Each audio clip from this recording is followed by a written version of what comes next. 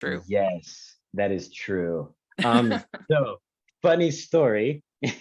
So for my first audition, right, for the It's a Wonderful Life audition, um, I read that audition, the notice, I read it twice, and then I handed it to my wife and I asked her to read it just to make sure. Hmm. It said, bring two pieces of opposing contemporary music for your audition to sing. Yeah. I was like, I don't know much about It's a Wonderful Life, but I don't think it's a musical. Why would I need this? I read it twice and had my wife read it. We both saw it. And Hmm. I was not familiar with the vernacular of audition notices and stuff. I'm like, and what's contemporary music? Like, what does that even mean? She's like, well, that means two more modern songs.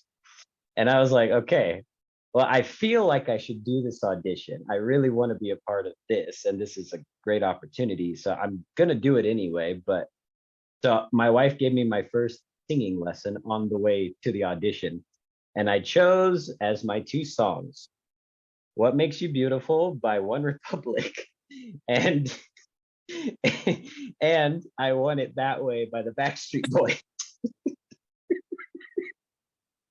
Oh my gosh.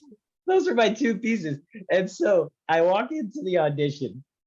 There's the director and the dramaturg, right? They're sitting, and then the director is like, all right, give us your monologue whenever you're ready. And I'm like, monologue? I thought we were supposed to sing two pieces of opposing contemporary music. And and he said, well, just give us whatever you prepared. And so I started to sing What Makes You Beautiful by One Republic. And I Want It That Way by the Backstreet Boys. And they're cringing. I'm watching them as I'm singing. They're cringing the entire time that Oh I'm my singing.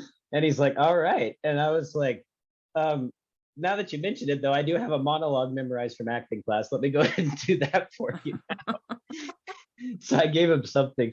And then later on, after we started oh, actually, sorry. Let me continue on that there. So it just so happens right after that he asked me if I knew what a radio show was, and I was like, nope. And he says, well, a radio show is where people used to put on these kind of shows for the radio, and people would play multiple voices and everything.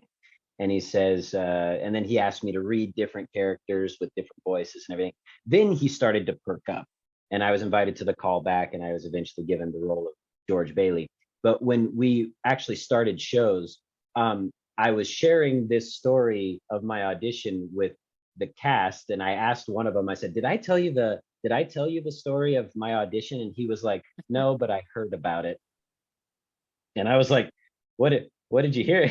I thought to myself, what did you hear about it? But I didn't have the courage to ask him what he heard about it, because I was like, oh, word Did got around about did my you have like a backtrack, or did you just go a cappella singing I I would acapella. Are you a fan of Rachel's reviews? Do you look forward to Family Movie Night, Female Film Critics panels, or the Talking Disney podcast? If so, please consider supporting the podcast by becoming a Patreon. As a patron, you get to access monthly events such as the watch-alongs and Q&As, where you get to talk to stars and find out the behind the scenes of the movie making industry.